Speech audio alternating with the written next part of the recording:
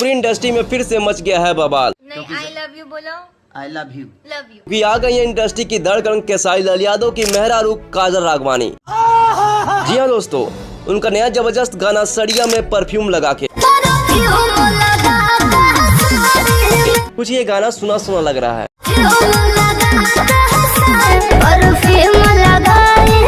हाँ भाई, वही चुन्नी में परफ्यूम लगा के। अब क्या हुआ? आज 4 जून को सुबह 7 बजे लियो भोजपुरी यूट्यूब चैनल पर रिलीज हो चुका है। इस गाने में काजल राघवानी का देसी गैमलेस लुक फैंस के होश उड़ा रहा है और मेरा देखकर पसीना छूटा जा रहा है।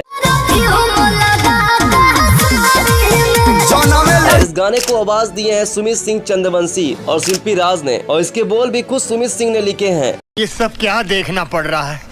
अच्छा है मैं अंधा हूँ। भोजपुरी इसलिए बहुत आगे है, खुद लिखो और खुद गाओ और खुद एल्बम में घुस जाओ। शाबाश बेटा। मतलब गाना पूरी तरह से धमाकेदार पैकेज है और स्क्रीन पर नजर आ रहे हैं काजल राघवानी के साथ खुद सुमित सिंह चंद्रवंशी। दोनों की जोड़ी लग रही है एकदम लंगूर के हाथ में अंगूर।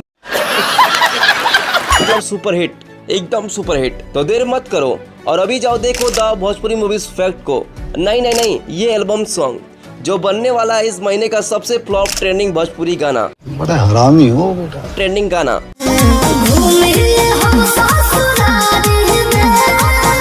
कमेंट में बताना आपको काजल का ये नया स्टाइल कैसा लगा और हमारा स्टाइल कैसा लगा, कमेंट में जरूर बताना। और ऐसी अमेजिंग वीडियो देखने के लिए सब्सक्राइब करो द भोजपुरी मूवीज फैक्ट को। और हाँ, इंस्टाग्राम पर फॉलो करना मत भूलना।